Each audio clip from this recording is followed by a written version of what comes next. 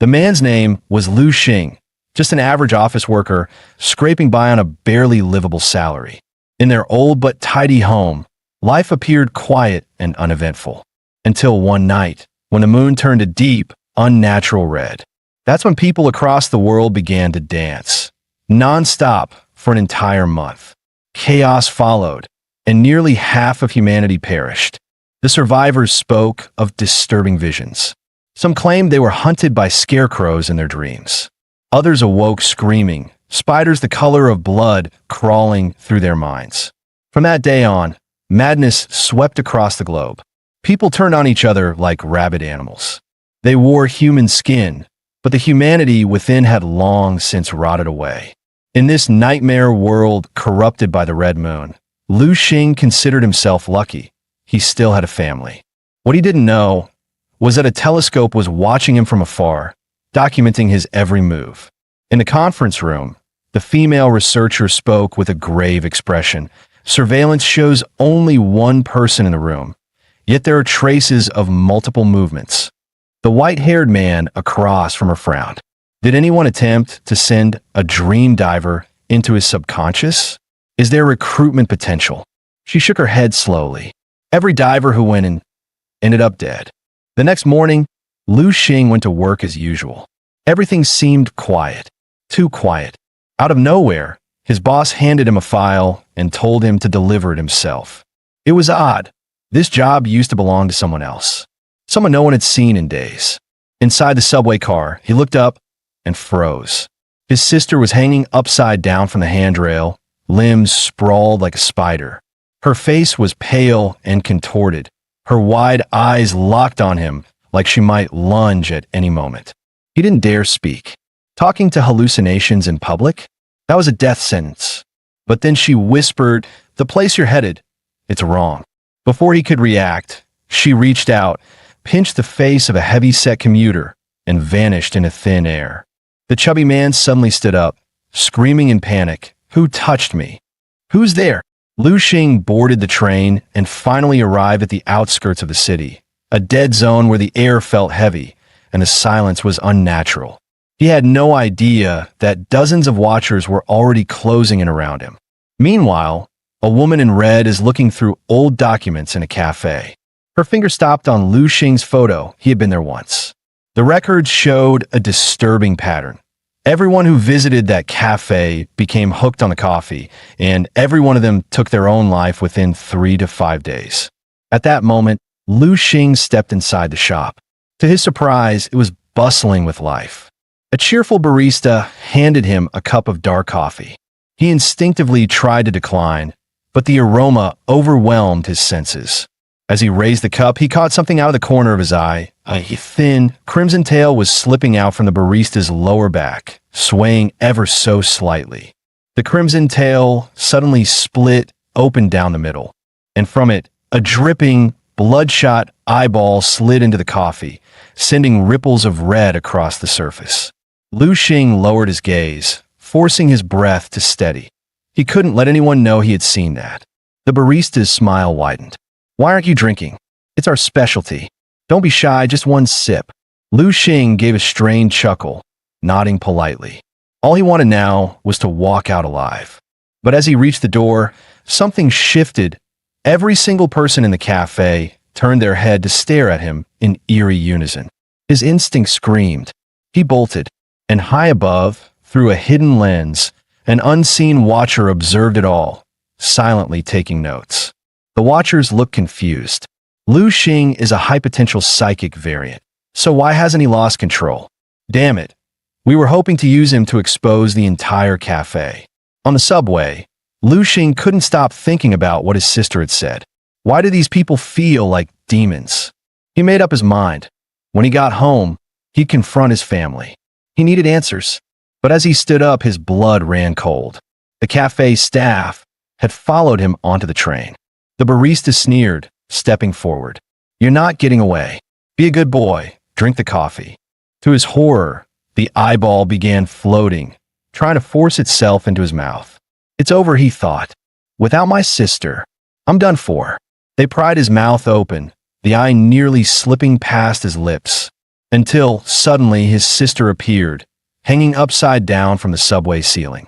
I warned you, didn't I? Next time, listen to me, silly. And despite the chaos, she giggled. Oh, and after this, you owe me a new toy, or I'm not saving you next time. The grotesque eyeball was just inches from entering his mouth. But the last moment, his sister appeared, grabbing his hand tightly. A wave of raw energy surged from her, shaking the entire subway car. Her eyes blazed as she shouted, "All right, you freaks, now it's time for the sibling show." Without hesitation, Lu Xing handed over control of his body to her. Under her lead, they moved like shadows, dodging, striking, breaking through the encirclement with inhuman agility.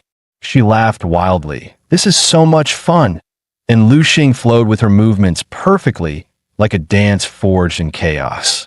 Unbeknownst to them, someone in the shadows was watching, recording every move.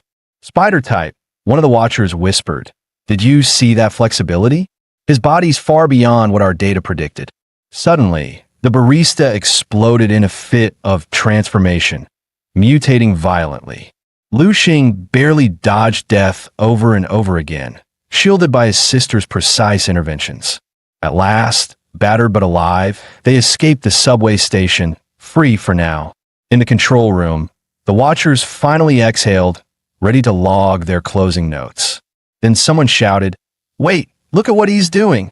On screen, Lu Xing, still under his sister's control, suddenly jumped into view, pulling a ridiculous face directly at the surveillance camera, full of smug mockery.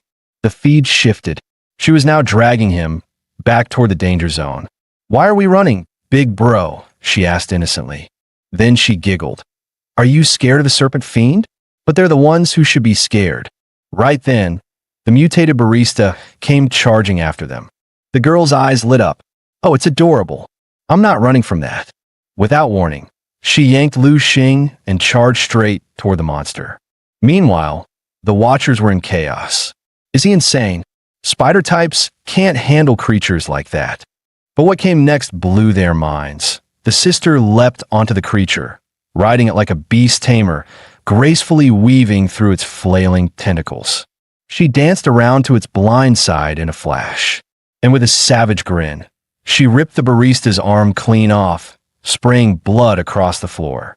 His sister stepped on the creature's corpse, sneering. "Mess with my brother? What kind of mutt gave you permission?"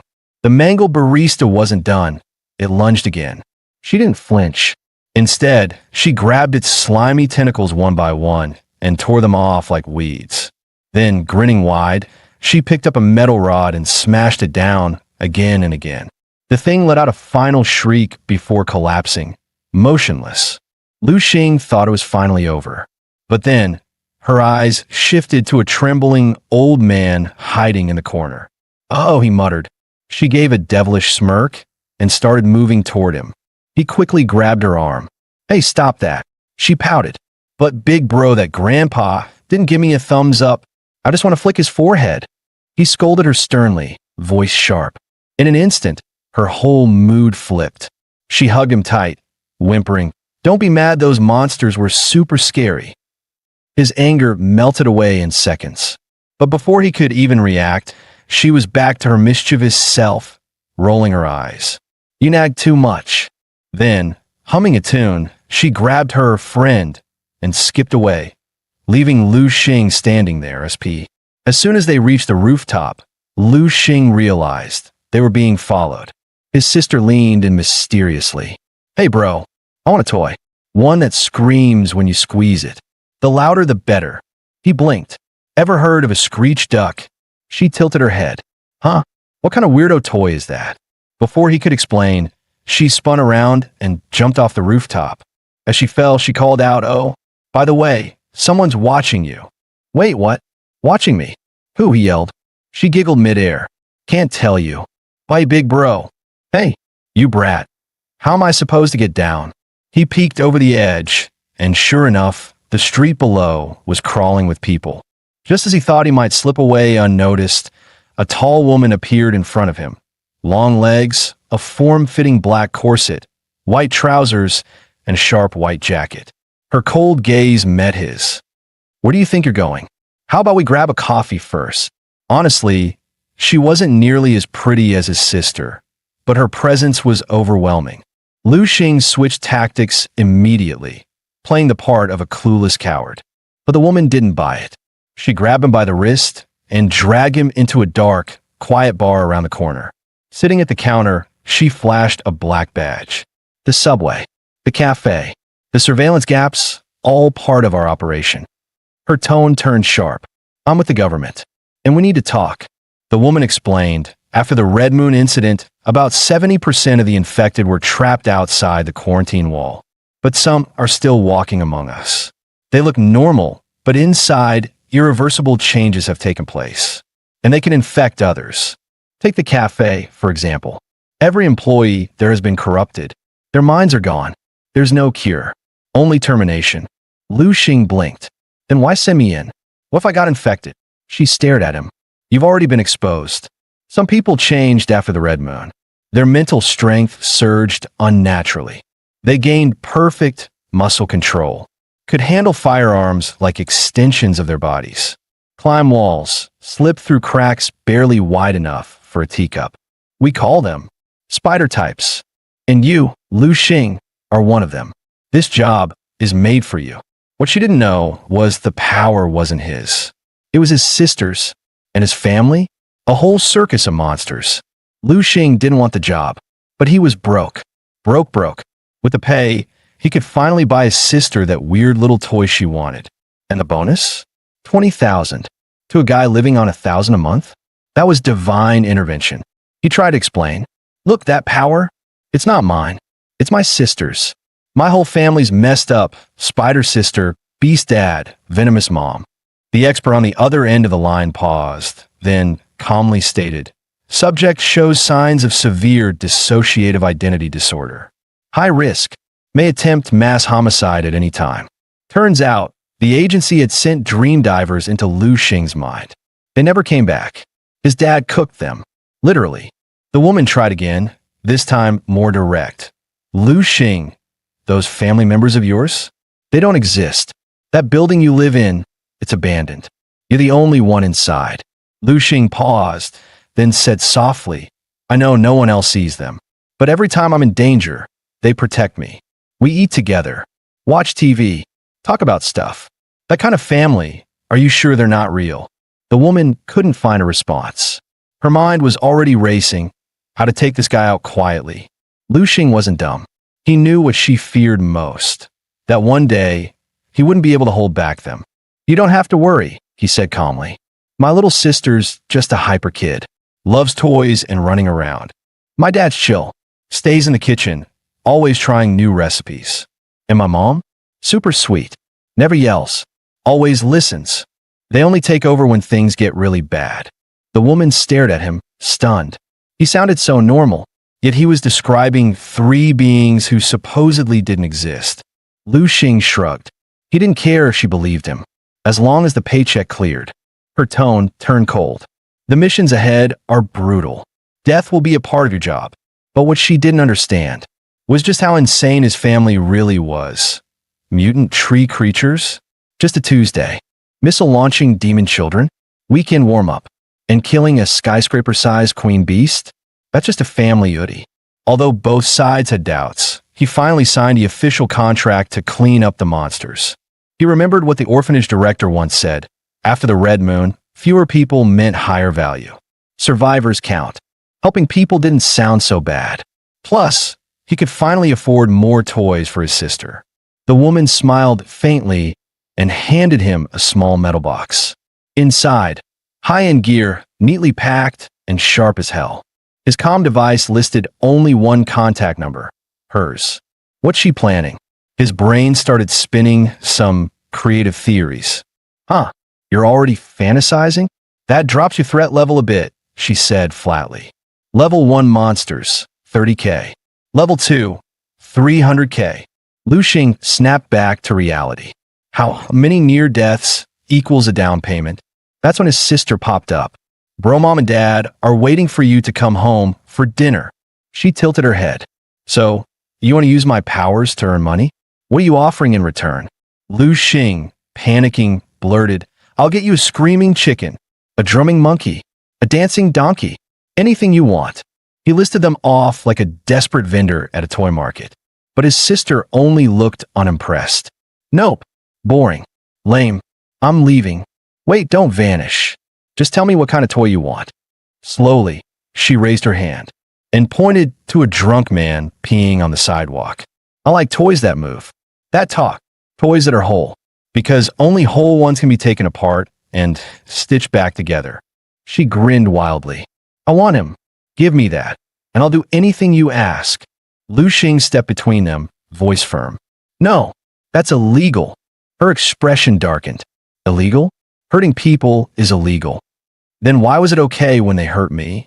She stared at him, eyes empty of playfulness. "If I can't have them, then lend yourself to me, just for a little while. Let me play with you."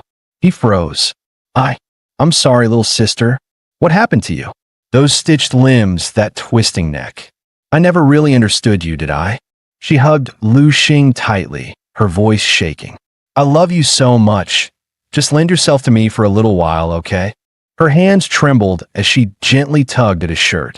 Beneath it, his back was covered in deep, jagged scars, stretching down his spine like carved history. She knew, when she was in his arms, she had the whole world. Back then, when she was broken and stitched together, it was Lu Xing who first held her. It was he who gave her the idea of parents, of home. She ran her fingers over those terrible marks. "Does it still hurt, big brother?" Tears streamed down her cheeks. "You were the only one who ever protected me, even when everyone else just watched." Lu Xing gave a soft sigh, then smiled and gently ruffled her hair. "Silly girl, guess what? I got a new job. They gave me tons of money. We're not going to hurt anyone, okay? But I could buy you all the toys in the world." She froze, surprised, like the words took a second to land, then wiped her tears and gave a dumb, happy little nod. Nothing in the world made her happier than holding her brother's hand. She watched him fumble clumsily at a claw machine. Whether he caught the toy or not didn't matter anymore. This was her happiest moment. Having him, that's what happiness meant. Right now, Lu Xing looked like a lunatic to everyone else. Torn up clothes, arms full of ragged plush toys, grinning like a fool. But did that matter? Not to him. Their laughter drowned out the world's stares and whispered judgments. On the sidewalk, his sister gleefully tore into her stuffed animals. 1, 2, 3, this is so much fun. Only Lu Xing understood, because she had once been the one torn apart and stitched back together. He looked at her and asked softly, "If I ever need to fight, would you let me borrow your power?" She tilted her head, smiling. "Dummy, you can use it whenever you want. You don't need to ask." "Yeah," Lu Xing replied, "but I want to ask." She smiled warmly. "Silly brother, when you need me, I'll always be here."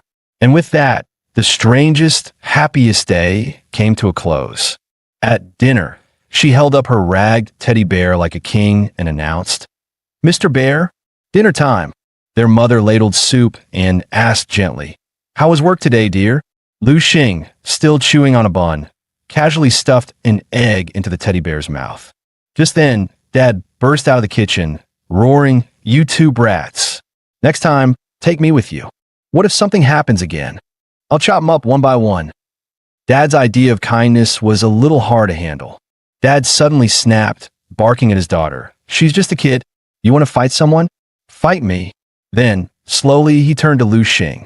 Without warning, he hocked a thick glob of phlegm straight into his face, and inside it, writhing, squirming maggots. Mom finally lost it. All of this hell we live in, it's because of your temper and your weakness. Dad's eyes turned blood red. One, I was torn and hollow, the other twitching like a predator about to snap. "Why the hell are you risking your life for that job?" he roared. "What happens to your sister if you don't come back?"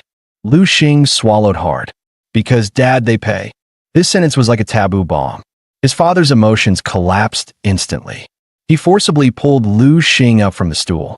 But Mom calmly raised 2 fingers, and suddenly Dad froze. Paralyzed. All he could do was snarl and slam the table again and again, helpless rage pouring out. Then he turned and stormed into the kitchen, alone, without a word, dragging the silence behind him. Their mother stood and walked over, gently looking at Lu Xing and his sister, still shaken. Her face held the softest smile in the world. "It's okay now. Don't be afraid. Your father didn't mean to lose control." She reached for Lu Xing's hand and smiled. "I heard you started a new job. I prepared a little gift for you. A sharp, stylish jacket, tailored perfectly." She helped him into it, brushing off the shoulders with loving care. As she straightened his collar, she whispered the same old advice. "Be polite to everyone you meet. But if someone hurts you, your whole family will make them regret it." That smile warmed Lu Xing's heart. "Mom, I really am growing up. I'm still figuring it out, but thank you. You are beautiful." Since starting the new job, Lu Xing had been clocking out right on time. No more late-night overtimes. Always dressed neatly, sharply. His co-workers started whispering, convinced he must have fallen in love. Even his manager gave him strange looks. But then, just like that, the bubble popped. He was called into the office. "We're downsizing," the manager said flatly. "And frankly, you don't work late." Lu Xing pushed back, furious. "I've never left early. I just leave on time." But the decision was made. When he returned to his desk, his things were already boxed up. A co-worker, sister's son, whispered the truth. "Lu Xing, it was Lu Cheng. He's the one who got you fired. He's dating the manager's daughter." No surprise they made room for their future son-in-law. Rage boiled inside Lu Xing. His hand slowly reached for the gun tucked away in his bag. But then, he remembered something Chun Jing once told him. In moments like these, don't react. Respond. He took a breath and called her. "I got fired," he said quietly. "I didn't do anything wrong." But all he got was a cold voice. "I'm busy." Click.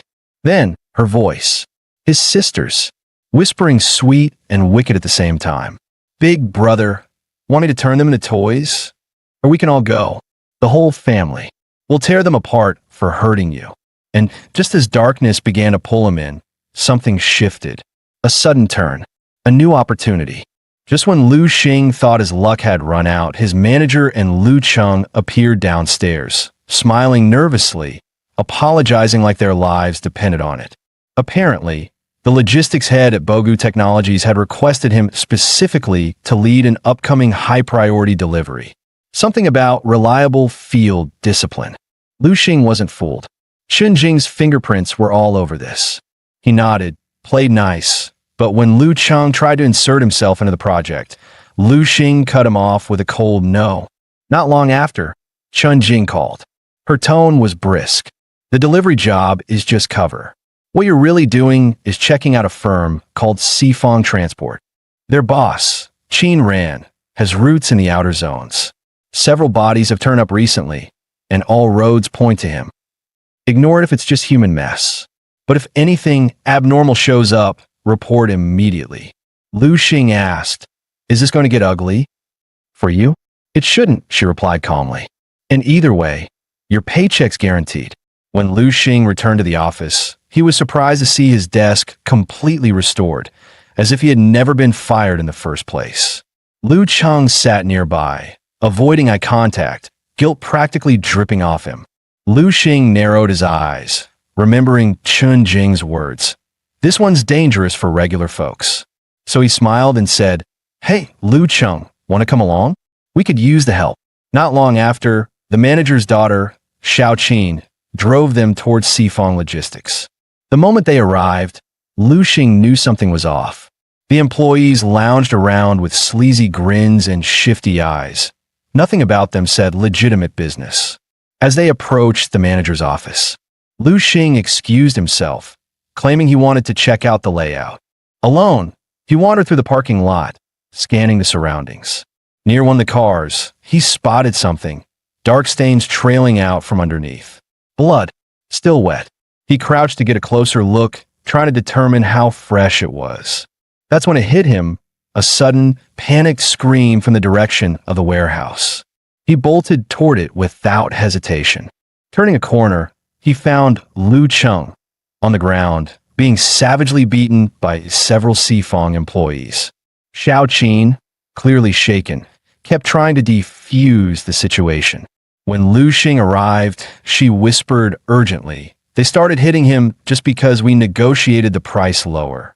And their accounting? Totally messed up. That was all Lu Xing needed to hear. This wasn't a legit business. This was extortion wrapped in fake contracts. His hand instinctively went to the gun in his bag. But then he remembered all the ways Lu Cheng had tried to use him. He let go. Smiling casually, Lu Xing stepped through the crowd. A bald thug with a nasty grin looked him up and down. You the manager? Lu, right? Truck's ready. Driver's ready. Sign the contract, hand over the cash, and let's move. Don't waste our time. Lu Xing smiled politely. How about we take this back for internal review? We're not signing anything today. The thug's smile vanished. His voice turned cold. Oh, you want to play hardball? He gestured, and 3 men immediately surrounded Lu Xing. So much for diplomacy. If all they understood was force. Lu Xing calmly opened his bag, pulled out his pistol, and aimed it straight at the bald guy's face. I don't like wasting time either. The bald thug froze, clearly not expecting Lu Xing to actually draw the gun. Then he let out a loud laugh.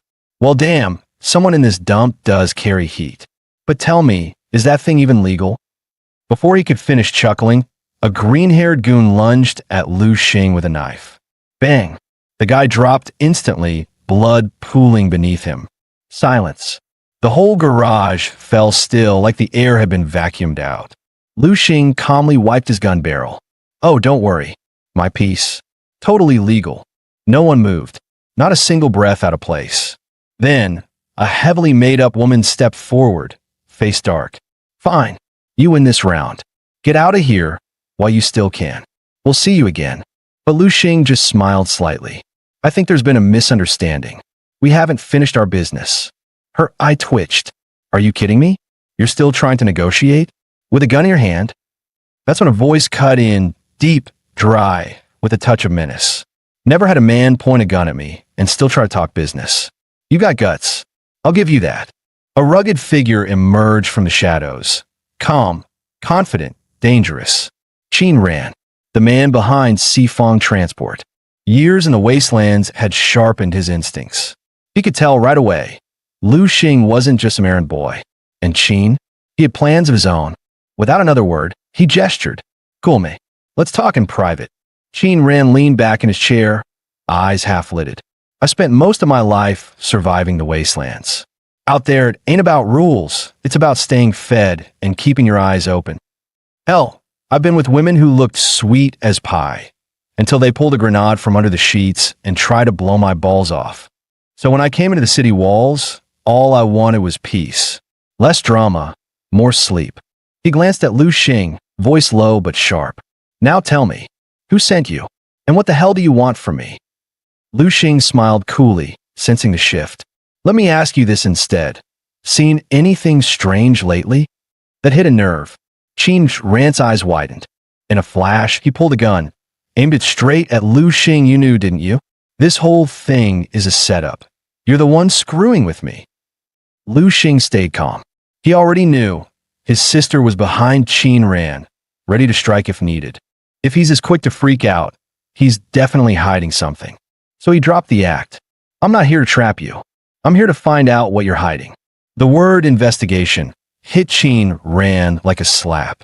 His body stiffened immediately. He gripped his pistol tighter, knuckles whitening. Lu Xing narrowed his eyes. This guy's about to lose it. Can't let it go that far. He flicked a finger, and in a blink a shadow flashed. Crack! Qin Ran's gun flew from his hand. He stumbled back, face pale, staring at Lu Xing. How the hell did you just? But Lu Xing only smiled. Calm, cold, no more games. Let's talk about those bodies. That calm pressure, that chill under Lu Xing's polite tone. Qin Ran felt it, and it crushed him. He slumped slightly, breath shaky. I'll talk. It started with these pills. Some crap called Little Bear Drops. I was dealing with this guy in West Side, named Chui Wong. Saw those pills and wanted him bad. So I took them, beat the guy to hell, and walked off. But ever since then, weird stuff's been happening. Real weird. A few days later, this woman shows up, real sharp-looking, full of attitude.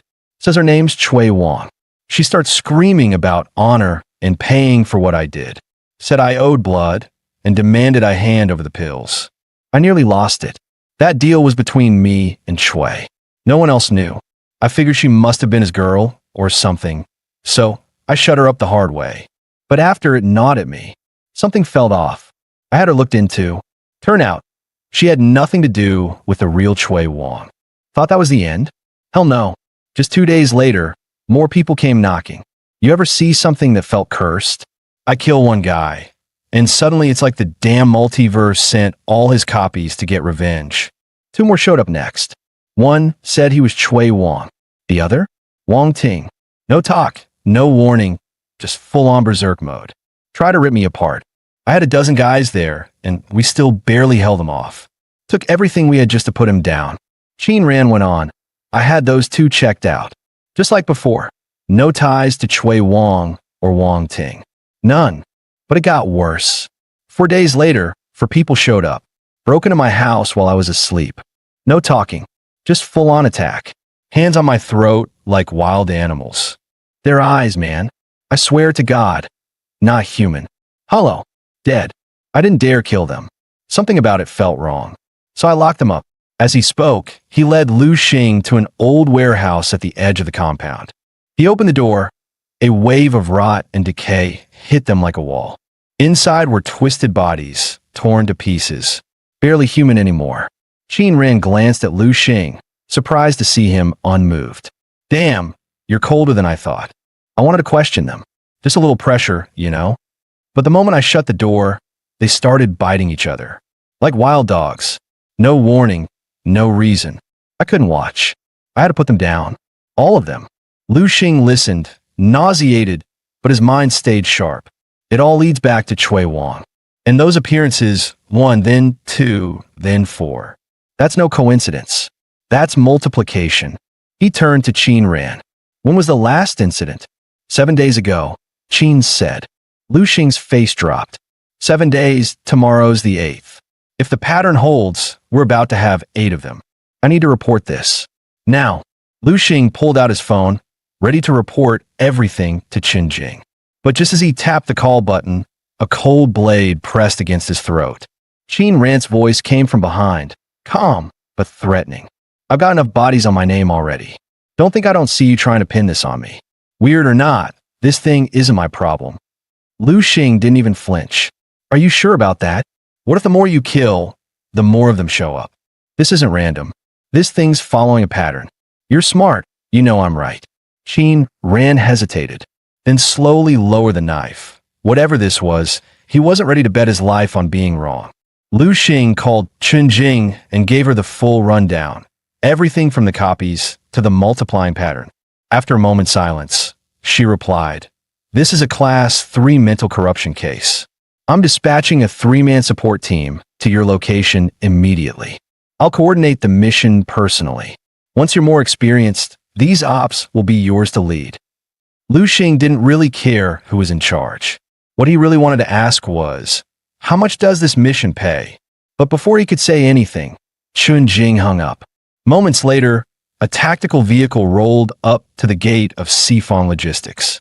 3 operatives stepped out, uniformed, fast, and no nonsense.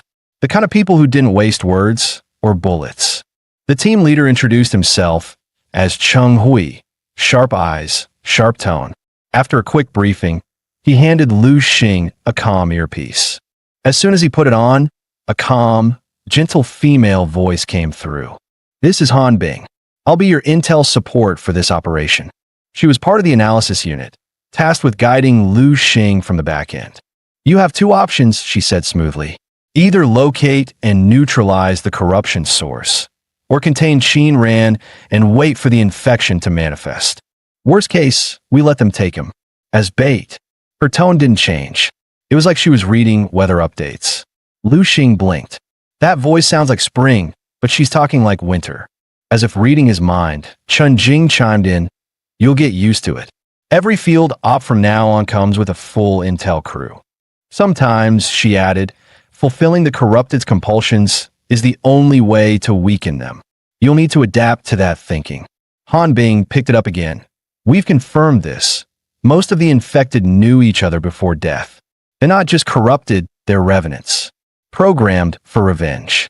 Han Bing concluded, the infected must have intersected at some point before death. That location could very well be the source of the outbreak. But Lu Xing cut in, his tone firm. We don't have time. Tomorrow's the 8th day. New infectees could already be forming. Jing paused, then nodded. He's right. A full sweep would take too long. And with each hour we wait, the corruption might mutate again. She issued a direct order. Shift focus. Track Shui Wang's last known movements. Every stop, every contact. The team snapped into motion immediately. Hours later, Han Bing reported in. We've isolated 4 potential sites. 3 are clear. But there's a pond on the city's southern edge. Can't get a read. No intel, no visual. It's a blind zone. Lu Xing and the squad moved in. The moment they stepped out of the vehicle, something fell off. His sister, who hadn't shown herself all night, was already standing at the water's edge. She didn't move, just stared into the still water, like something down there was whispering to her, calling her home. His sister turned when she heard him approach, flashing a mischievous grin. Big brother, come look. There's something fun down there. Lu Xing tensed instantly. He knew her idea of fun never meant anything normal or safe. What is it? He asked carefully. I don't know, she said, her eyes locked on the water. But it feels like something I could play with forever. That was all Lu Xing needed. This had to be the source. But a new worry crept in. Could her powers even work underwater? She tilted her head. Never tried. But I really want to. They stood at the edge of the pond, feeling it, that pulsing energy from beneath, dark and hungry.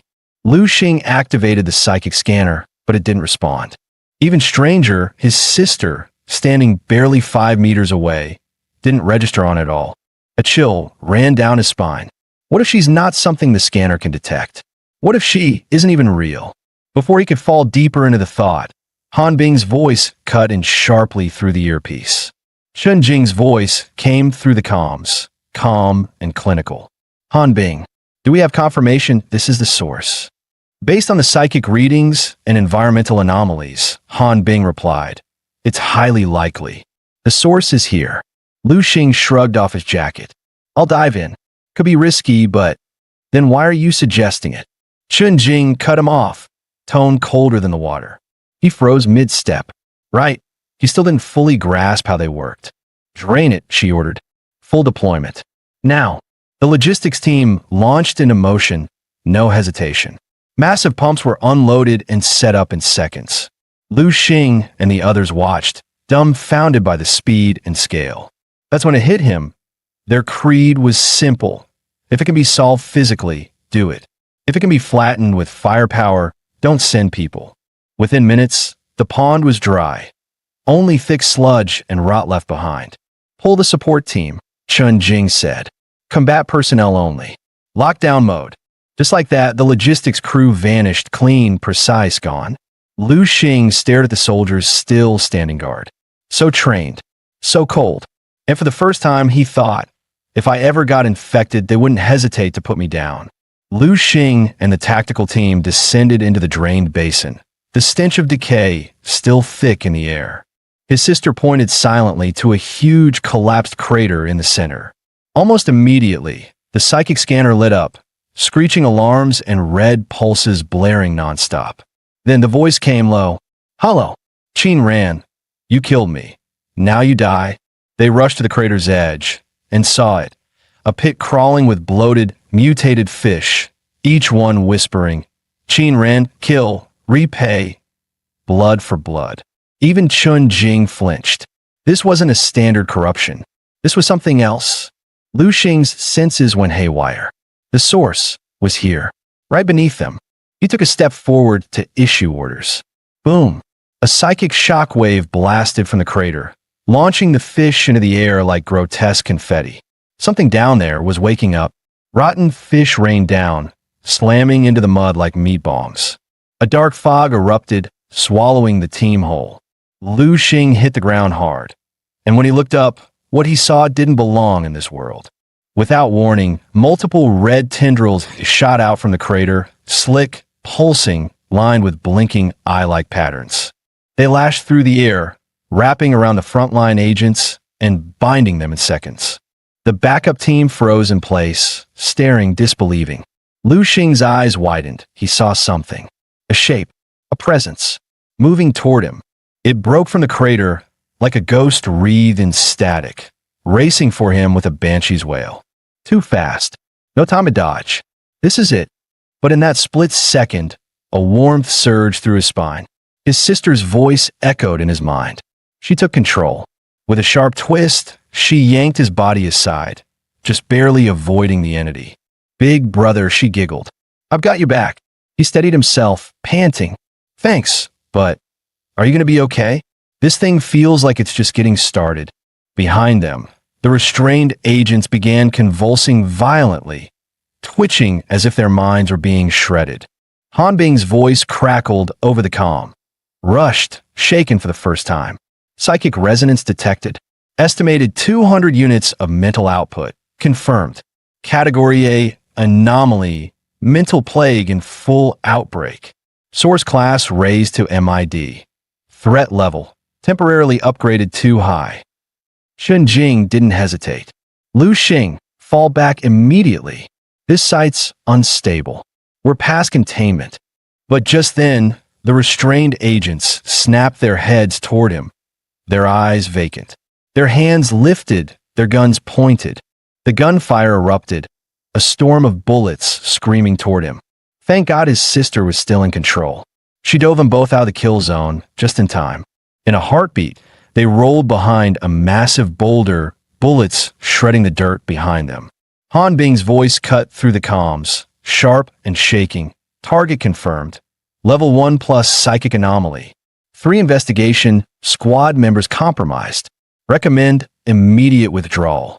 Requesting Citadel Squad for full firepower wipeout protocol. Shun Jing responded instantly. Approved. Evacuate all personnel. Minimum 500 meters. Deploy chopper. I'm coming in. But Lu Xing's voice came through comm. Steady. No, I'm not leaving. They're not gone. They're still in there, just under control. And even if we run, this thing will follow. Only one option left. End it here. His sister chimed in, cheerful as ever. Then let's end it together, big brother. The controlled agents kept moving, weapons locked, muzzles flaring, step by step toward Lu Xing. He exchanged a glance with his sister. No words, just action. Then he sprinted forward, straight into the gunfire. No hesitation, no fear. In mere seconds, he closed the gap, rushing headlong toward the nearest possessed operative. With a burst of inhuman speed, he launched himself into the air and, somehow, ripped the agent free from the psychic grip mid-strike. One hand snapped out, grabbing the spirit's throat, a shape half-thought, half-flesh. He tore it in two, dragged the soldier out of its grasp like pulling a man from a burning wreck. Then he turned. One more target. Same move. Same madness. In the command center, no one said a word. Every eye glued to the screen. Han Bing whispered, voice flat from shock. That's Source 41. It pulled 3 armed agents off the ground in seconds. That kind of psychic output is near A class. And he's charging it. In a bullet storm. Spider types are fast, sure, but fast doesn't mean bulletproof. Han Bing's voice trembled. He's insane. And dangerous. Seriously dangerous. On the screens, the 3 rescued agents retreated quickly behind the fallback perimeter.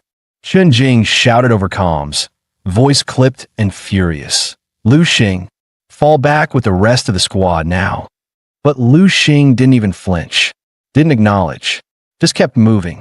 His sister's voice rang in his head, giddy and wild. Yes, this is it.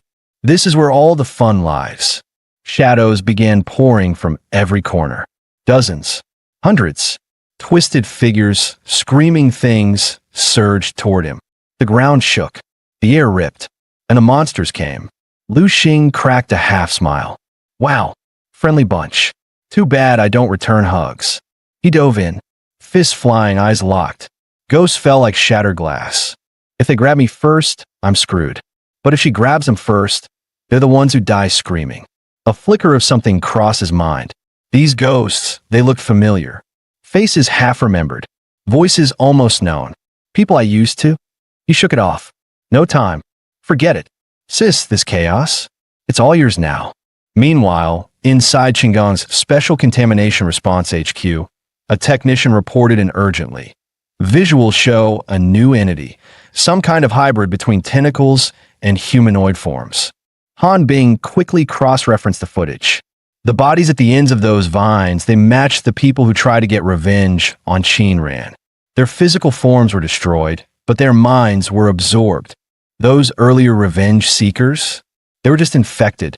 These things, they're the real mental monsters. She continued. We've confirmed it. Target is a level 1+ psychic source. Not yet a full class 2. It's capable of infection, autonomous movement, and targeted aggression. But it didn't react to the drained lake or psychic scans. That suggests its intelligence is limited, yet remained locked on a Qin Ran in its early stage. Why? Shen Jing stepped in. Because the act of vengeance against Qin Ran is what triggered this entire outbreak. The first Avenger, Chui Wang, he's the key. If we want to truly end this, we need to find Chui Wang's body.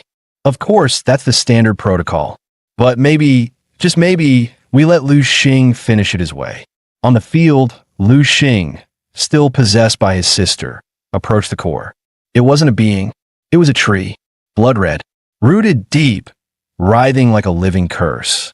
Without warning, his sister lunged and bit it. Lu Xing blinked. Whoa, hey, don't just eat stuff. That's not candy. But she kept chewing, eyes wide. Yummy. She smiled like she was biting into cake, completely unbothered. The entire tree shuddered. A low, mental shriek echoed out like a pressure wave.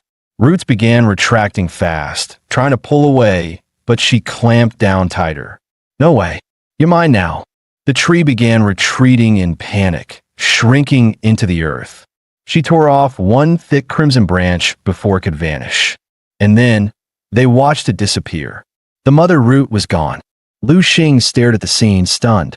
The crimson root. It had escaped, just like that. His sister giggled, wiping sap off her lips. TCH. What a coward. Ran like a scared bug. Coward. Lu Xing frowned. A psychic monster afraid? So is this really over? Before he could finish the thought, Chun Jing's voice came through his earpiece. Teams, move in now. Sweep the area. Excavate the core. Lu Xing, perimeter security. Within the hour, the crew had dug deep. And then, they found a body. And not just any body that IT was him. The corpse looked exactly like Qin Ran. As everyone froze in horror, Qin Ran calmly asked, So, what did you find? The agent spun around, guns raised. Tension exploded. 480. Qin Ran held up his hands, stumbling back. Wait, what's going on? Why are you all aiming at me? Lu Xing stepped forward. His voice was low, dead serious. Who the hell are you? Over comms, Han Bing's voice cut in, measured but sharp. Lu Xing, say it. Say it out loud. Then watch how he reacts. Xun Jing followed instantly. Everyone, full alert. If something shifts, you shoot. Lu Xing's expression hardened. He stepped forward. Okay then, if you're Qin Ran, who the hell did we just dig up? The man froze. What? What body? We found a corpse, Lu Xing said coldly. Right beneath the root system. And it looks exactly like you. So tell me, if that was you, then who the hell are you right now? The man's face twisted, confusion, panic, and something wrong. I don't. If that body's mine, then what am I? Lu Xing felt a tug on his sleeve. His sister, whispering, quiet but certain. Brother, he smells just like those fruits from the tree. In a flash, Lu Xing remembered. The humanoid ghosts. The ones clinging to the crimson branches. Their faces, they all looked like Qin Ran. Suddenly, Qin Ran snapped, eyes wide, panic setting in. It's all fake. All of it. You're all trying to kill me. I knew this city was a trap. There's no getting out. Lu Xing blinked. That speed. That's not human. A tactical officer shouted. He's heading for the inner wall. He's trying to scale it. Stop him. But before he could get far, he was gunned down on the spot. His body convulsed, twisting, folding, reassembling, until what lay there was no longer Qin Ran. It was Chui Wang. Moments later, a helicopter descended.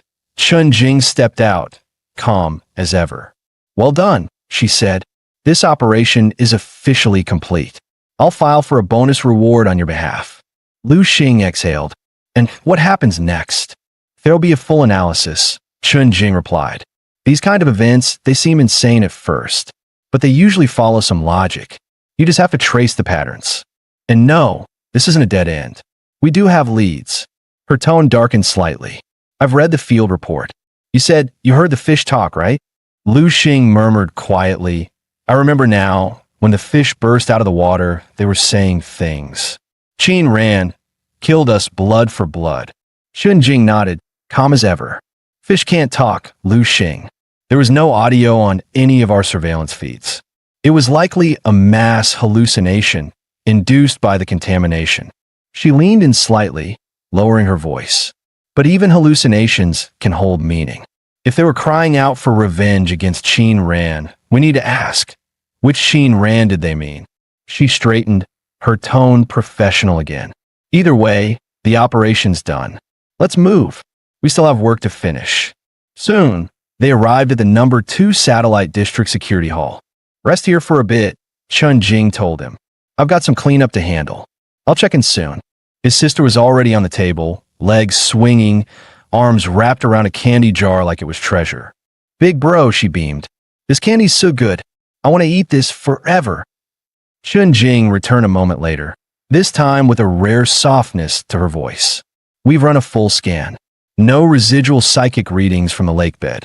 Codename 041 is officially cleared." Chun Jing slid a folder across the table. "New lab results. The tissue samples we recovered from the body dump. They matched the psychic residue found in the lakebed. It was Qin Ran. Pollution source 041. She looked up at Lu Xing, her expression unreadable. "The man sitting in front of me. Is he the same one who dove headfirst into a psychic storm and won? Because I'm starting to feel like I've split in two trying to keep up with you." She refocused, pulling out another dossier. "Headquarters will take over 041's long-term analysis. We're shifting gears. Now it's time for internal review. Typically, we dismantle contamination events by identifying logical anchors and core triggers. This time, you bypassed both and still resolved it." Her voice sharpened, which leads to one simple question. "Are you hiding something? Some ability we didn't detect?" Lu Xing blinked. "Hidden ability? I'm not sure what you mean." Chun Jing tapped the screen again. "Your classification is clear. Spider type, C rank.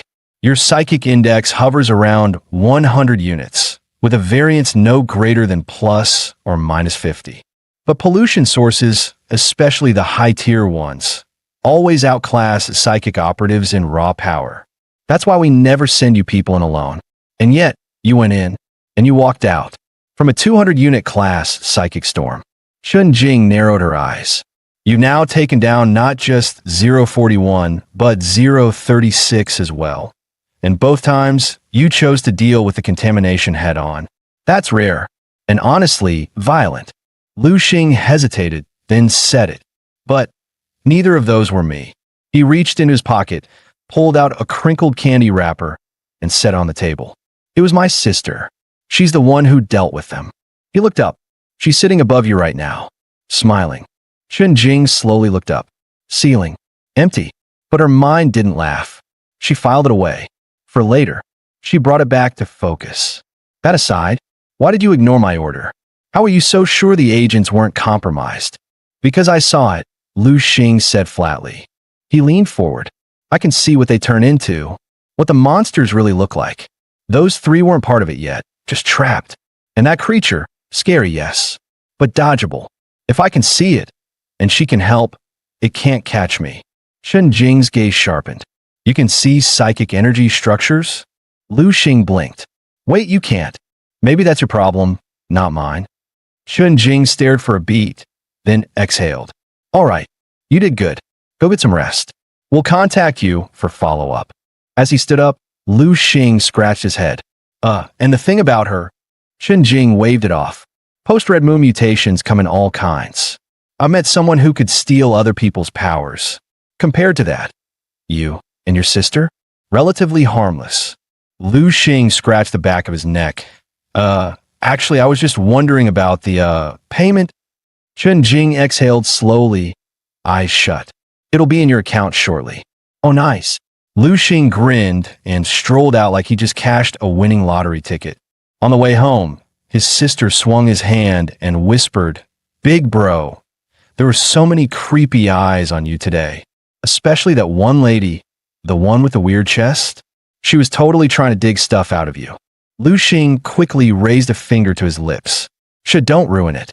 She paid me, remember? Meanwhile, Chen Jing stood in a dimly lit archive room, rubbing her temples. He saw the contamination, and I didn't realize until now. The more complex his abilities get, the higher his risk of destabilizing. She pressed a button embedded in her desk. One by one, high-level projections blinked into existence across the black glass conference table. An elderly man spoke first. This Lu Xing isn't ordinary. He can perceive psychic anomalies, clearly, precisely.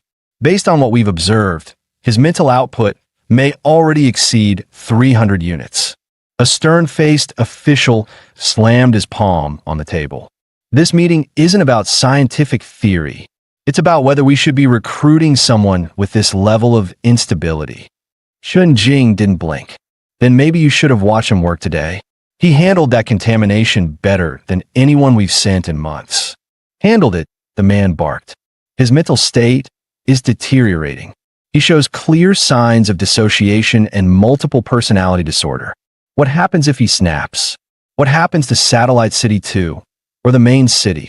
Chen Jing's tone dropped. So what's your solution? Lock him up? Call him broken and toss him aside. The man answered evenly. I want him monitored, restrained, never exposed to another psychic anomaly again. We'll pay to keep him quiet, if that's what it takes. He's a ticking time bomb. Chen Jing stood up, calm but firm. And what if your restrictions are what caused that explosion? The bomb, as you call him, just saved this entire city, with 0 casualties. Before the argument could escalate, a new voice echoed through the room. The head projection lit up. Minister Shun's concerns are valid, said a deep, measured tone. But so is this. That young man's mental output may be far greater than any of us anticipated. The room froze.